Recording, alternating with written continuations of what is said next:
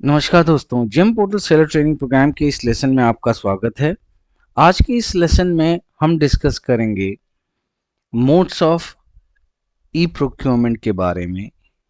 Modes of e procurement का मतलब है कि जिम पोर्टल के ऊपर बायर द्वारा कितने तरीकों से सप्लाई ली जाती है और प्रोक्योरमेंट किया जाता है, यानी कितने तरह के मेथड्स हैं, कितने तरह के मोड्स हैं किसी भी सेलर से सामान परचेज करने के। तो सिंपल भाषा में या सिंपल शब्दों में आप ऐसे समझें कि मोड्स ऑफ ई प्रोक्योरमेंट का मतलब ये होता है कि एक बायर यानी एक गवर्नमेंट डिपार्टमेंट किसी भी सेलर या सर्विस प्रोवाइडर से किन किन तरीकों से, किन किन मेथड से सामान को परचेज करता है।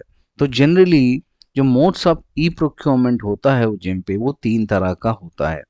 तो हम एक एक करके आज की इस वीडियो में हम बात करेंगे। सबसे पहले हम नोटपैड ओपन कर लेते हैं और मैं एक एक चीज़ें, एक एक मेथड आपको एक्सप्लेन करते जाऊंगा। तो सबसे पहले हम यहाँ पे टाइप करते हैं मोड्स ऑफ ई प्रोक्योरमेंट।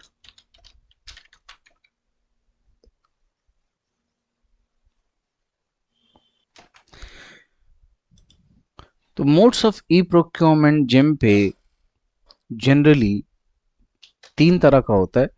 तो let us discuss the first type of modes of e procurement. तो पहला जो टाइप होता है जिसको बोलते हैं डायरेक्ट परचेज।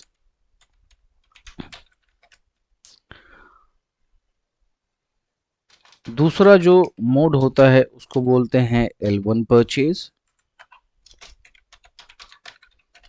और तीसरा जो मोड होता है, मोड ऑफ ई प्रोक्योरमेंट, वो होता है बिडिंग। ये 3 तरह के मोड्स ऑफ ई प्रोक्योरमेंट होते हैं जिम के ऊपर। मैं इसको थोड़ा सा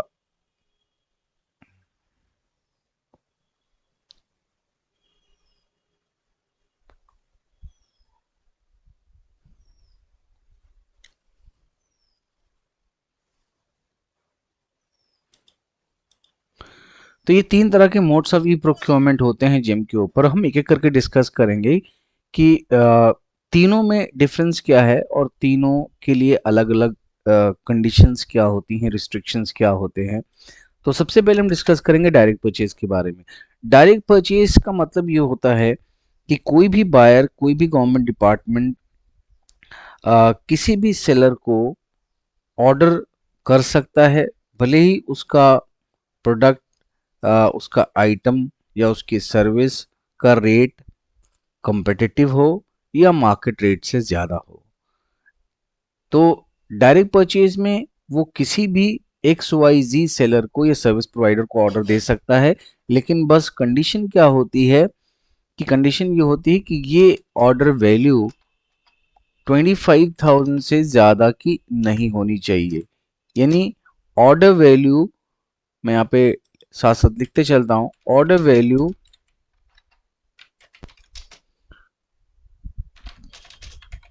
कैनॉट एक्सीड 25,000। यानी 25,000 का जो एक बेंचमार्क है वो क्रिएट किया हुआ है जिम ने कि डायरेक्ट परचेज मेथड के थ्रू कोई भी बायर किसी भी सेलर को ऑर्डर दे सकता है, उससे सामान परचेज कर सकता है, भले ही उस आइटम का रेट कुछ भी हो। ठीक है, लेकिन जो कंडीशन लगा दी है वो कंडीशन यही है कि ऑर्डर वैल्यू यानी एक सिंगल प्रोडक्ट की order value should not exceed 25,000 rupees. तो 25,000 से ज्यादा का ऑर्डर वैल्यू नहीं होना चाहिए। तो ये एक बेसिक चीज है जिसको आपको ध्यान में रखनी है। अब हम इसको एक एग्जाम्पल से समझते हैं। एक एग्जाम्पल से समझते हैं। एग्जाम्पल ये है कि मान लीजिए बायर को एक चेयर परचेज करनी है, एक ऑफिस चेयर परचेज करनी है। ठीक है, और उस ऑफिस चेयर का जो ऑफर प्राइस है, ठीक है, जो ऑफर प्राइस है वो मान लीजिए 5,000 रुपीज है एक चेयर का। ठीक है, तो बायर क्या करेगा, एक सिंगल ऑर्डर में, अभी रिस्ट्रिक्शन 25,000 का है, तो एक सिंगल ऑर्डर में कितनी चेयर परचेज करेगा, 5 चेयर परचेज कर पाएगा, उससे ज़्यादा नहीं। चूंकि 5 चेयर परचेज करेगा तो ये ऑर्डर वैल्यू 25,000 हो जाएगा। अगर वो 6 चेयर परचेज करना चाहता है तो ऑर्डर वैल्यू 30,000 हो जाएगा। उस केस में वो डायरेक्ट परचेज मेथड के थ्रू चेयर परचेज नहीं कर सकता है, चूंकि डायरेक्ट परचेज मेथड के थ्रू ऑर्डर वैल्यू 25,000 से ज़्यादा नहीं होनी चाहिए। तो मैक्सिमम अगर किसी भी आइटम का प्राइस 5,000 है तो क्वांटिटी 5 ही जाएगी। ऑर्डर वैल्यू 25,000 को ध्यान में रखते हुए ही क्वांटिटी जाएगी, उससे ज़्यादा क्वांटिटी नहीं जा सकती है। तो ये पहला मेथड है डायरेक्ट परचेज का, मोड ऑफ प्रोक्योरमेंट का ये पहला मेथड है। अभी हम बात करते हैं L1 परचेज की। तो L1 परचेज के केस में क्या है कि ऑर्डर वैल्यू अगर इफ द ऑर्डर वैल्यू, मैं यहाँ पे टाइप करते चलता हूँ, if the order value exceeds 25,000 and goes to 5 lakh. अगर किसी भी प्रोडक्ट की ऑर्डर वैल्यू 25,000 एक्सीड कर रही है, 25,000 से ज़्यादा जा रही है और 5 लाख तक जाती है, तो उस केस में उसको L1 परचेज करना होगा बायर को। अब L1 परचेज क्या होता है? L1 परचेज में जब बायर अपने इंड से अपने डैशबोर्ड पे किसी भी आइटम को सर्च करता है, एक बायर को एक प्रोडक्ट चाहिए, ठीक है, एग्जाम्पल के तौर पे मैं चेयर का ही एग्जाम्पल ले लेता हूँ। यहाँ पे उसको एक चेयर चाहिए और चेयर की वैल्यू 5,000 रुपये है, चेयर की जो प्राइस है वो 5,000 रुपये है, और उसको चेयर चाहिए 100 चेयर चाहिए। तो उसको 100 चेयर चाहिए, तो ये 100 चेयर्स का जो टोटल ऑर्डर बनता है वो बनता है 5 लाख। अब उसने क्या किया, बायर ने क्या किया, अपने बायर आईडी पासवर्ड से लॉगिन किया। लॉगिन करने के बाद में वो मार्केट में गया। मार्केट में जाने के बाद में उसने चेयर सर्च किया और उस चेयर में जो जो स्पेसिफिकेशन चाहिए उसने वो फिल्टर्स अप्लाई किए, और टॉप पर उसको सर्च में टॉप पर एक आइटम दिखेगा जिसको कहते हैं करंट L1। करंट L1 में जो आइटम सर्च के बाद में आएगा, मान लीजिए उस आइटम का प्राइस जो है, जो करंट L1 में जो टोटल ऑर्डर वैल्यू आ रही है वो आ रही है 3,50,000। तो अब करंट L1 3,50,000 का आ रहा है और उसका जो बजट है वो 5 लाख, उसको 5 लाख में परचेज करना है और 3,50,000 का करंट L1 में आ रहा है। तो करंट L1 वाले प्रोडक्ट को उसको ऐड टू कंपेयर करना पड़ेगा। ऐड टू कंपेयर का ऑप्शन उसको मिलेगा और करंट L1 वाले आइटम को वो स्किप नहीं कर सकता ऐड टू कंपेयर करने के लिए। यानी वो अगर चाहता है कि मैं नीचे के जो सर्च रिजल्ट में करंट L1 के नीचे जो आइटम्स आए हैं हम उनको ऐड टू कंपेयर करें, तो वो उनको ऐड टू कंपेयर कर सकता है।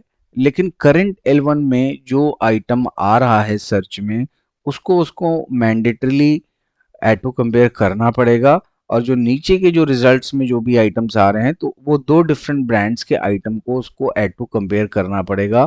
तो मैक्सिमम 3 आइटम्स को वो ऐड टू कंपेयर कर सकता है, 2 दूसरे कोई भी आइटम ले सकता है, बट ध्यान ये रखना है कि वो डिफरेंट ब्रांड्स के होने चाहिए। और जो करंट L1 में जो आइटम सर्च होके आ रहा है उसको तो उसे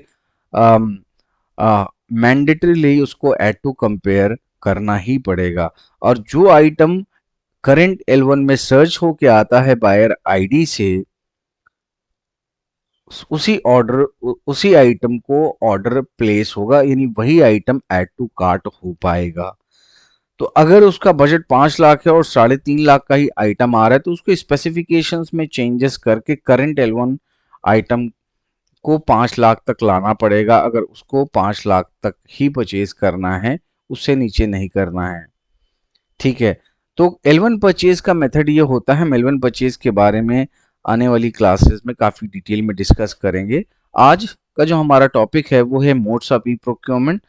तो मैं अभी मोड्स ऑफ ई प्रोक्योरमेंट में L1 का कंप्लीट प्रोसीजर आपको यहाँ पे नहीं बताऊंगा, केवल मैं आपको मेथड्स ऑफ ई प्रोक्योरमेंट बता रहा हूँ, कि 3 तरह के मेथड्स होते हैं जेम पर किसी भी सामान को परचेज करने के लिए। पहला मेथड डायरेक्ट परचेज होता है जिसकी लिमिट 25,000 होती है, यानी एक सिंगल ऑर्डर की जो वैल्यू है वो 25,000 से ज़्यादा एक्सीड नहीं करनी चाहिए।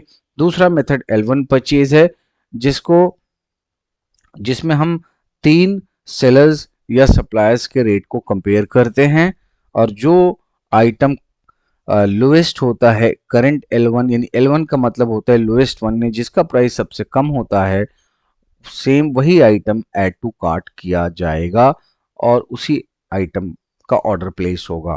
तो अभी L1 परचेज के बारे में आप इतना ध्यान में रखें कि इसकी जो ऑर्डर वैल्यू होगी वो 25,000 से ऊपर होगी और मैक्सिमम 5 लाख तक होगी, जिसमें हमें 3 डिफरेंट ब्रांड्स के आइटम्स को ऐड टू कंपेयर करना पड़ेगा और ऐड टू कंपेयर करने के बाद ही हम उस आइटम को ऐड टू कार्ट कर पाएंगे। तो ये हो गया दूसरा मेथड ऑफ ई प्रोक्योरमेंट। अभी मैं तीसरे मेथड की बात करता हूं जिसको हम बिडिंग कहते हैं। तो ये दोनों मेथड जो ऊपर के हैं, direct purchase and L1 purchase, ये दोनों डायरेक्ट परचेज में ही आएंगे, लेकिन जो बिडिंग है अभी हम बिडिंग के बारे में बात करेंगे। तो थर्ड जो मोड ऑफ ई प्रोक्योरमेंट है वो बिडिंग है, तो हम बिडिंग के बारे में बात करेंगे। बिडिंग में भी ऑर्डर वैल्यू का ही रिस्ट्रिक्शन है, लेकिन बिडिंग में थोड़ा फ्लेक्सिबिलिटी है कि आप 5 लाख, यानी 5 लाख से, मैं इसको ऐसे लिखता हूं, ठीक है,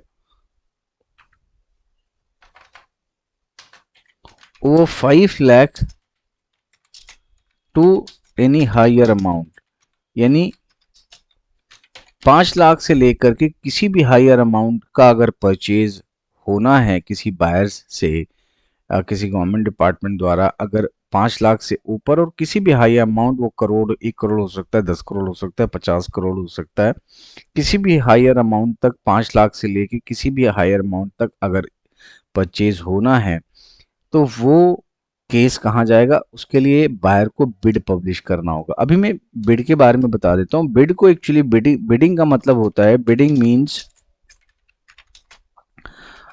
का मतलब होता है ओपन टेंडर। तो ओपन टेंडर का मतलब होता है कि बायर को रिक्वायरमेंट है किसी भी प्रोडक्ट की या सर्विसेज की और उसकी वैल्यू जा रही है 5 लाख से ऊपर की, तो उस केस में वो ओपन टेंडर पब्लिश करेगा। वो जिम पे ही पब्लिश करेगा, जिम पोर्टल पे ही पब्लिश करेगा और ओपन टेंडर पब्लिश होगा। उसके बाद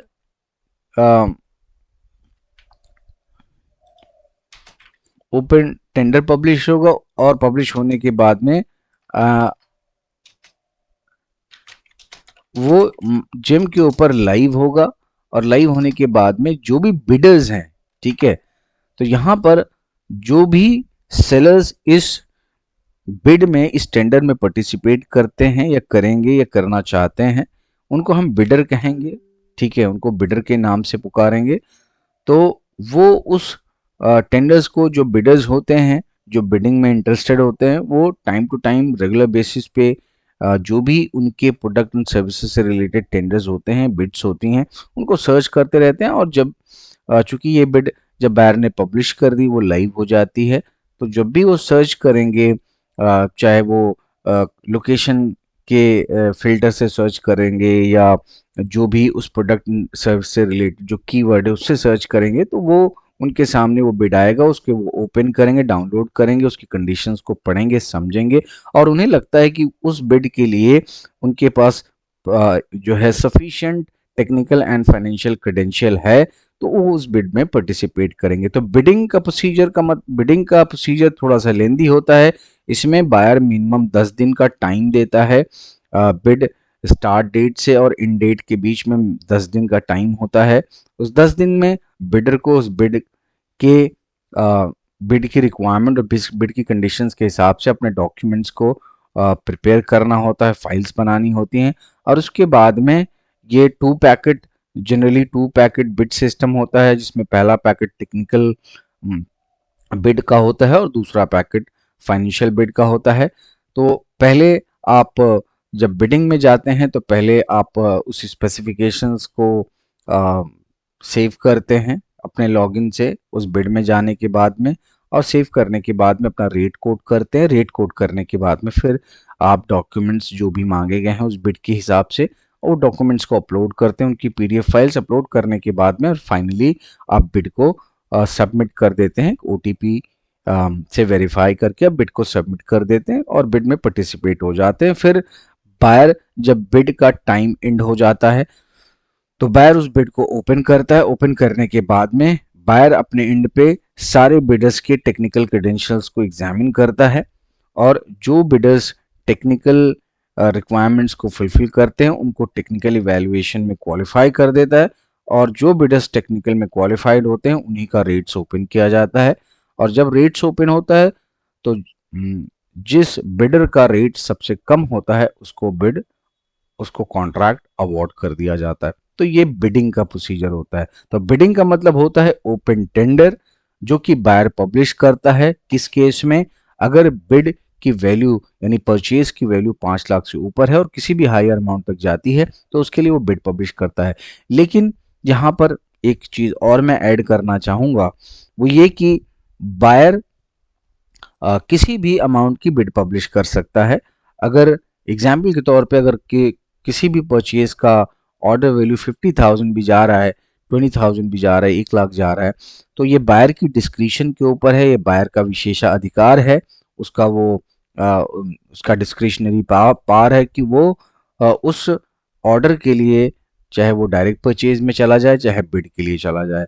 तो जनरली कुछ बायर्स ऐसे होते हैं जो 50,000 की बिड भी पब्लिश कर देते हैं, क्योंकि वो पूरी ट्रांसपेरेंसी के साथ जिन पे ई प्रोक्योरमेंट करना चाहते हैं, और पूरी ट्रांसपेरेंसी के साथ में वो ई प्रोक्योरमेंट को इंश्योर करते हैं।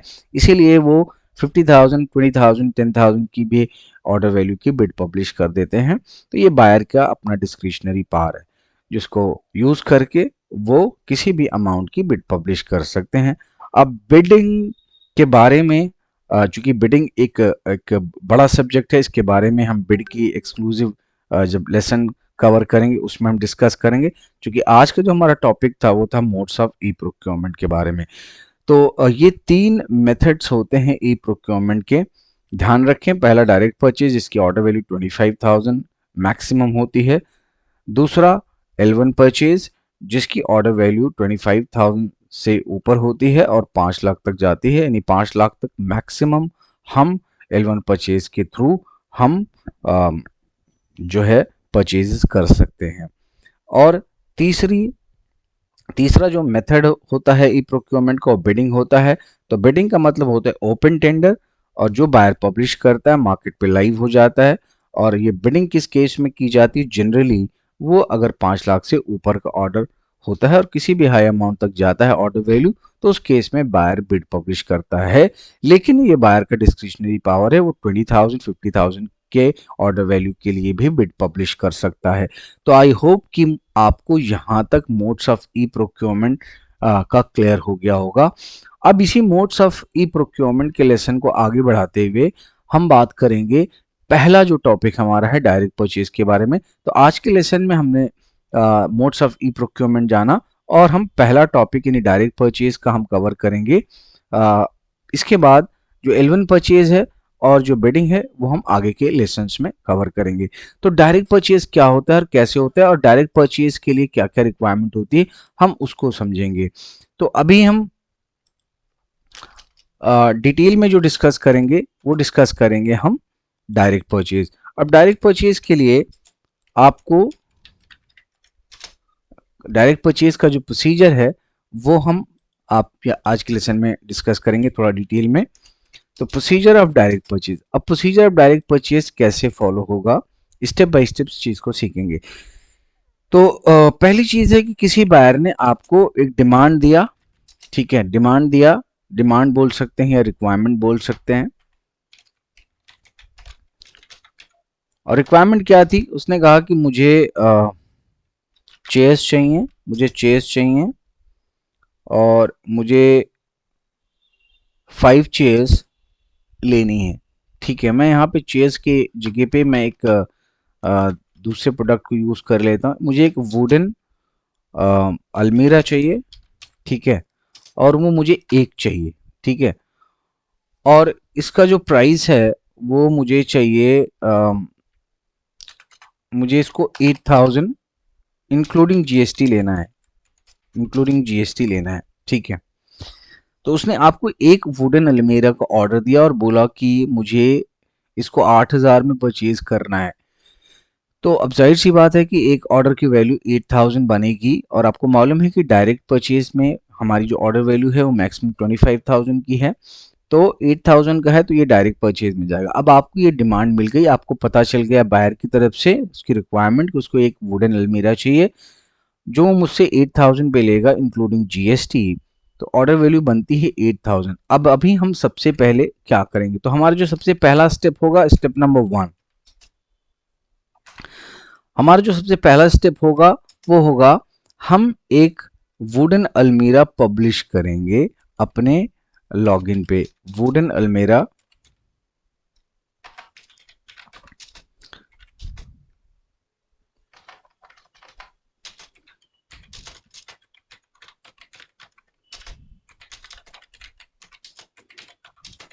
हम एक वुडन अलमीरा अपने सेलर लॉगिन पे पब्लिश करेंगे और उसका हमें ऑफर रेट 8000 रखना है, ठीक है। ये हो गया step number 2।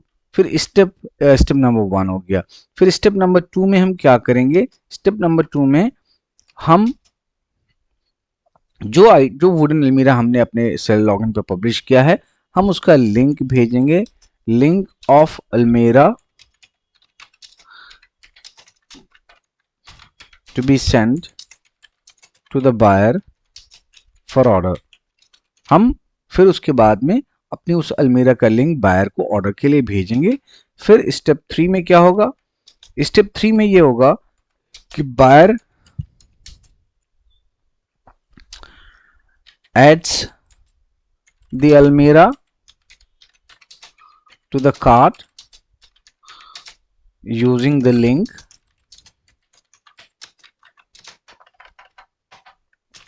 and places the order। अब बायर क्या करेगा, उस लिंक को यूज करके, जो आपने लिंक भेजा है अलमीरा का, उसको यूज करके वो अलमीरा को ऐड टू कार्ट करेगा, और ऐड टू कार्ट करने के बाद में ऑर्डर प्लेस करेगा। तो ये जो है, ये जो स्टेप है, ठीक है, ये 3 स्टेप हो गए। अभी स्टेप 4 में क्या होगा, स्टेप 4 में आपको as a seller you have to accept the order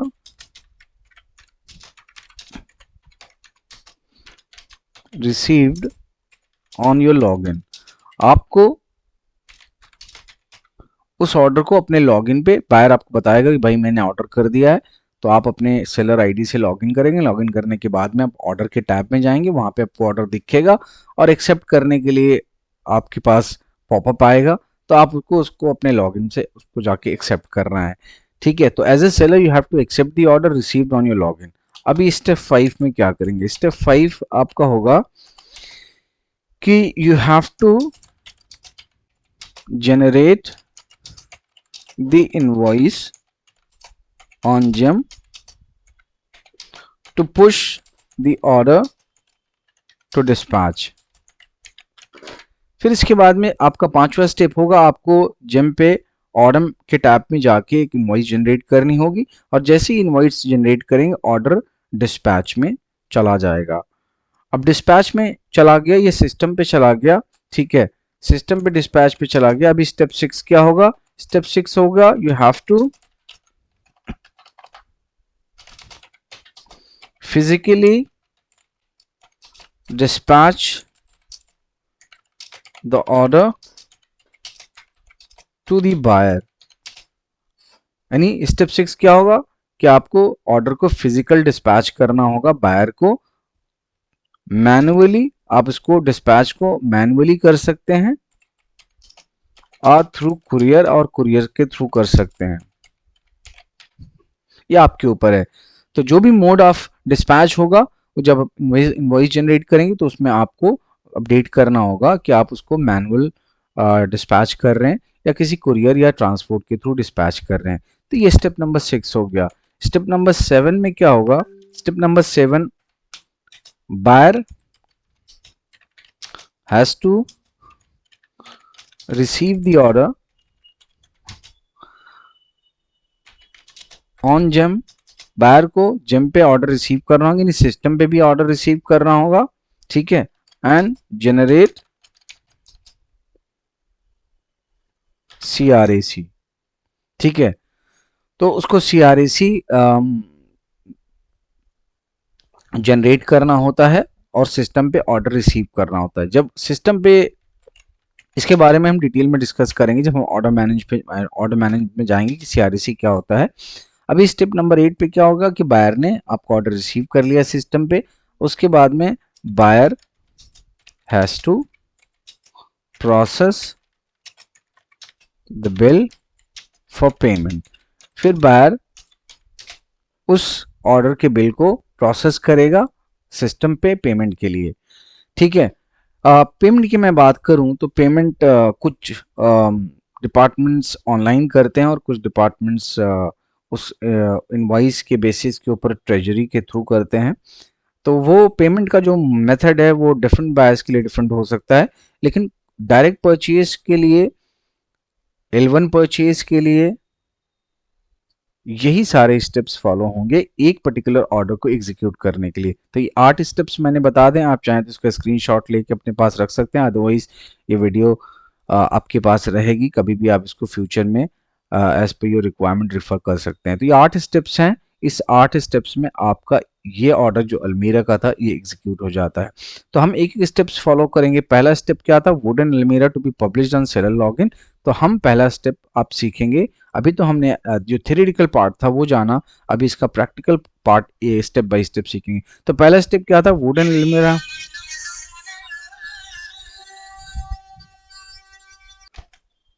तो पहला स्टेप क्या था कि वुडन अलमीरा हमें अपने सेलर लॉगिन पे पब्लिश करना। तो मैंने ऑलरेडी एक आईडी से लॉगिन किया हुआ, मैं इसको रिफ्रेश कर लेता हूँ। ये लॉग आउट तो नहीं हो गया, ये लॉग आउट हो गया। तो मैं क्या करूँगा, एक बार फिर से लॉगिन कर लूँगा। तो मैंने सेलर आईडी से मैंने लॉगिन कर लिया है, और लॉगिन करने के बाद में अभी हम क्या करेंगे, हम पहले स्टेप की तरफ जाएंगे जो कि था वुडन अलमीरा को पब्लिश करना सेलर लॉगिन पे। तो किसी भी आइटम को पब्लिश करने के लिए, स्पेशली डायरेक्ट परचेज के लिए, जो सबसे पॉपुलर मेथड है वो है किसी भी existing GeM page, existing catalog को पेयर करना। तो प्रोडक्ट पब्लिशिंग की लेसन में हम डिटेल में डिस्कस करेंगे। तो आज जो है हम इस ऑर्डर डायरेक्ट परचेज के मेथड को, के पहले पार्ट को, यानी पहले स्टेप को हम कवर कर रहे हैं, और वो है वो आइटम को पब्लिश करना। और पब्लिश हम कैसे करेंगे, पब्लिश हम करेंगे हम बाय पेयरिंग मेथड।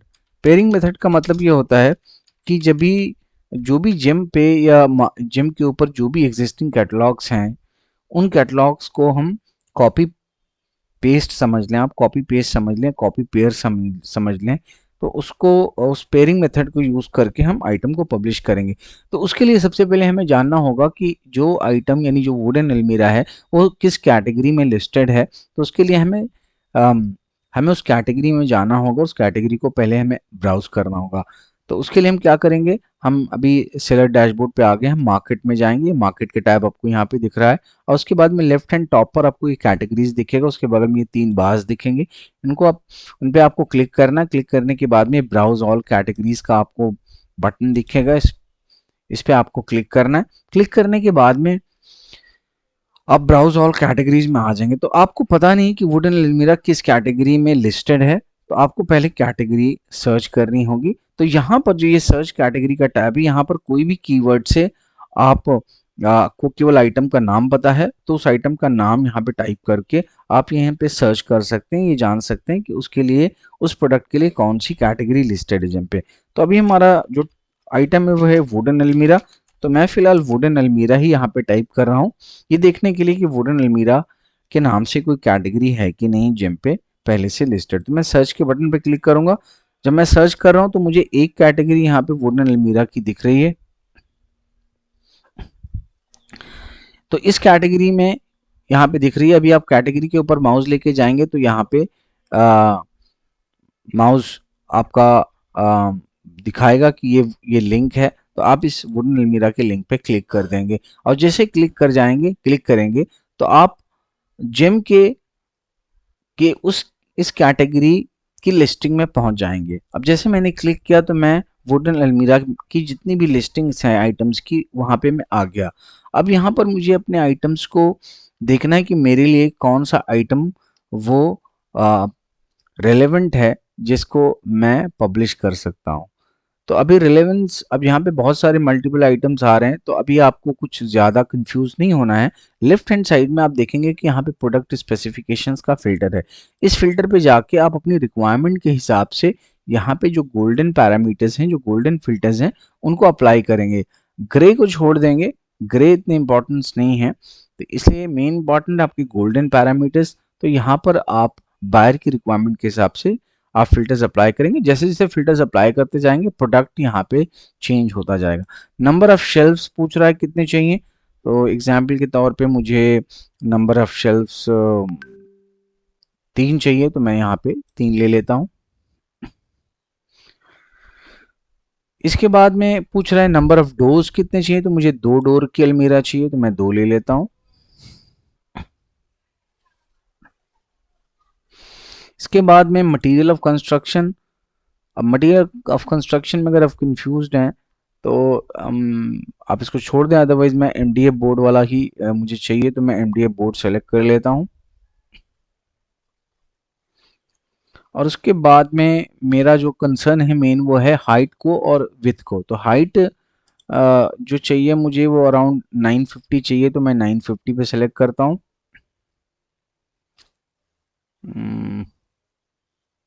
और मैं विथ एक बार चेक कर लेता हूँ, विथ 910 है, तो 910 सेलेक्ट करता हूँ मैं। अब इतना इतना सेलेक्ट करने के बाद में यहाँ पे जो आइटम आ रहा है ये मेरे काम का नहीं है। तो जब आइटम मेरे काम का नहीं है, यानी इस आइटम से कंट्रोवर्सी हो सकती है, क्योंकि मुझे जो आइटम सप्लाई करना है वो थोड़ा डिफरेंट है इससे, तो मैं एक बार इन गोल्डन पैरामीटर्स को जो मैंने सेलेक्ट किया है इसको मैं अनसेलेक्ट करूंगा। अनसेलेक्ट करने के बाद में मैं देखूंगा, इमेज के हिसाब से देखूंगा कि मेरा कौन सा आइटम ठीक लग रहा है। तो ये पेज नंबर 1 पे इतने आइटम्स थे, मुझे ठीक नहीं लग रहे हैं, तो मैं नेक्स्ट पे जाऊंगा और नेक्स्ट पे जाने के बाद में मैं देखूंगा। तो नेक्स्ट पे जाने के बाद में भी मुझे आइटम्स नहीं दिख रहे हैं, तो मैं एक बार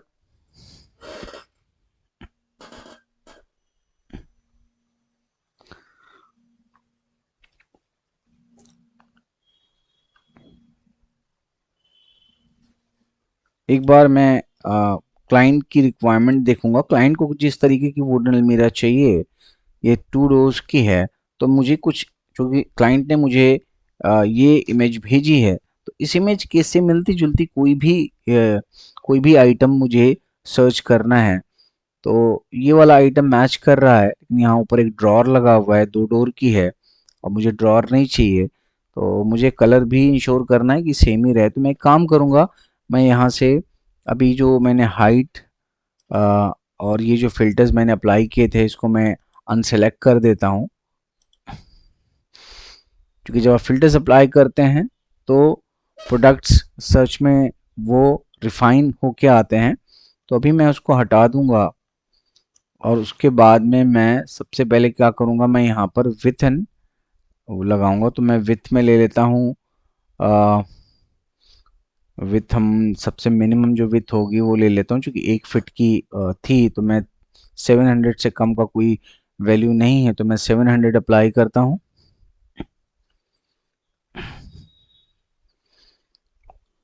और हाइट में मैं ले लेता हूँ 1050 ले लेता हूँ।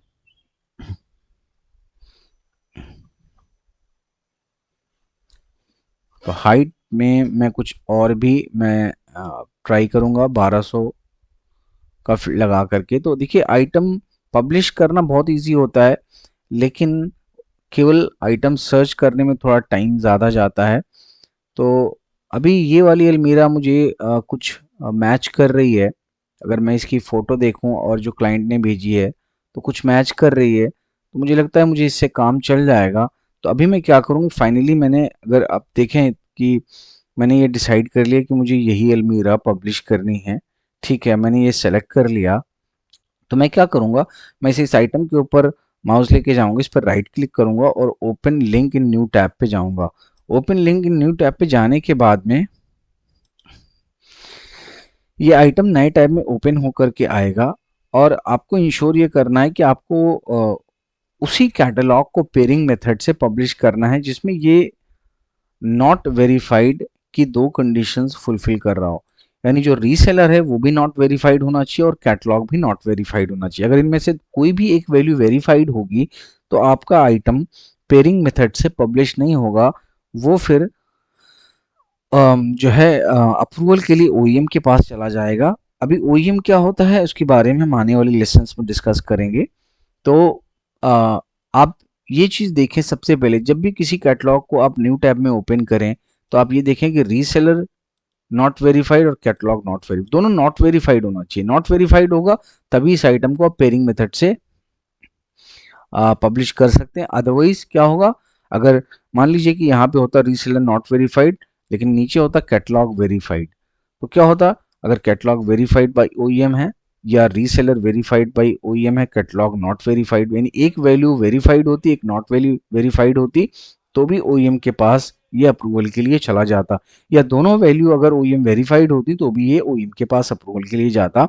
और ओईएम आपको जानता नहीं, वो अप्रूव नहीं करता, तो आपकी कैटलॉग हमेशा वेटिंग फॉर ओईएम क्लियरेंस में ही अटकी होगी और वो पब्लिश टैब में नहीं आएगी। तो इस चीज़ का हमेशा ध्यान रखें। तो अभी हम क्या करेंगे, अभी दोनों कंडीशंस ये कैटलॉग फुलफिल कर रहा है, तो अभी हम क्या करेंगे, सिंपली यहाँ पे जाएंगे, सेल दिस आइटम के बटन पे जाएंगे। सेल दिस आइटम के बटन पे जाने से पहले हमें ये ध्यान रखना है कि जो जो प्रोडक्ट या जो आइटम हम पेयर कर रहे हैं और जो क्लाइंट ने हमको अपना ऑफर प्राइस बताया हुआ है, अब इसका क्लाइंट ने मुझे 4700 प्लस 18% जीएसटी बताया है, तो 4700 प्लस 18% जीएसटी आप देख लें कि टोटल ऑफर प्राइस कितना आ रहा है। तो मैं 4700 इंटू 18 डिवाइडेड बाई 100, तो ये जीएसटी आ गया, प्लस उसका जो प्राइस था वो था 4700 प्लस मैं कर दूंगा 4700, तो क्लाइंट का ऑफर प्राइस है 5546। तो हमने जो कैटलॉग उठाई है उसकी एमआरपी कम से कम मिनिमम 10% हायर होनी चाहिए ऑफर प्राइस से। तो अब जाहिर सी बात है, मेरा जो ऑफर प्राइस है वो 5546 है और एमआरपी यहाँ पे 14000 दिखा रहा है, यानी वो 10% से भी ज़्यादा हायर साइड पे है। तो मैं इस कैटलॉग को ईजिली इस रेट पे पब्लिश कर सकता हूँ, कोई प्रॉब्लम नहीं है।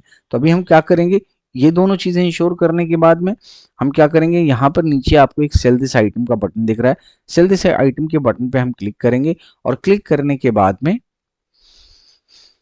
थोड़ा वेट करेंगे।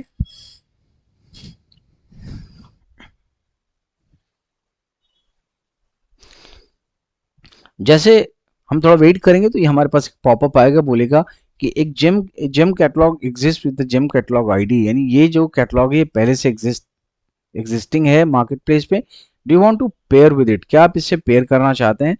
तो आप क्या करेंगे, ओके पे सिंपली क्लिक कर देंगे। जैसे ओके पे क्लिक कर देंगे तो ये 5 स्टेप होते हैं किसी भी प्रोडक्ट को पब्लिश करने के: general information, catalogue information, offering quantity and price, product specification, upload images. तो इन 5 में से 4 स्टेप्स ऑलरेडी कॉपी पेयर्ड हो जाएंगे आपकी कैटलॉग के साथ में। केवल जो पांचवा जो थर्ड स्टेप है, ऑफरिंग क्वांटिटी या प्राइस, इसी को आपको फिल करना है, ठीक है। यानी जो ग्रीन सर्कल्स दिख रहे हैं वो ऑलरेडी पेड हो चुके हैं, जो रेड सर्किल का एक पार्ट है, स्टेप है, वो आपको फिल करना है। तो हम क्वांटिटी एंड प्राइस फिल करेंगे।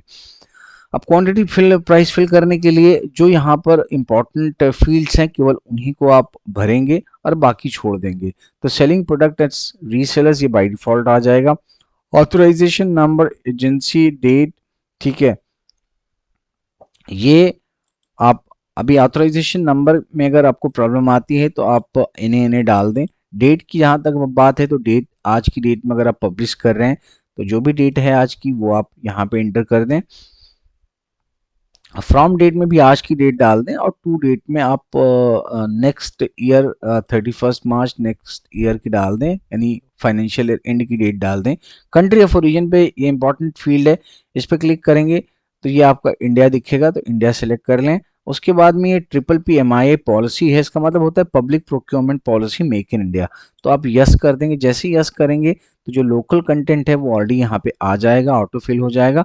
उसके बाद नीचे आ जाएंगे, एमआरपी यहाँ पे दी हुई है, आपको अपना ऑफर प्राइस देना है। तो ऑफर प्राइस हमारा क्या रहा था 5546, तो मैं यहाँ पे 5546 यहाँ पे टाइप कर दूंगा। उसके बाद में ऑफर प्राइस आपका आ गया, यहाँ पे देखिए 60.39% डिस्काउंट दिखा रहा है एमआरपी से। फिर हम नीचे आ जाएंगे, यहाँ पर डिलीवरी लोकेशंस आपको सेलेक्ट करनी है। तो डिलीवरी लोकेशंस में आप चाहें तो जोन के हिसाब से सेलेक्ट कर सकते हैं कि जिस जोन में आपको आइटम सप्लाई करना है। आप स्टेट के हिसाब से सेलेक्ट कर सकते हैं या आप यहाँ पे डिस्ट्रिक्ट के हिसाब से सेलेक्ट कर सकते हैं या पिन कोड के हिसाब से। तो मैं यहाँ पे पिन कोड के हिसाब से, डिस्ट्रिक्ट के हिसाब से मैं यहाँ पे डाल देता हूँ। तो ये डिस्ट्रिक्ट, दो डिस्ट्रिक्ट बताए थे क्लाइंट ने, तो मैंने एक डिस्ट्रिक्ट डाला, दूसरा डिस्ट्रिक्ट में डाल देता हूँ।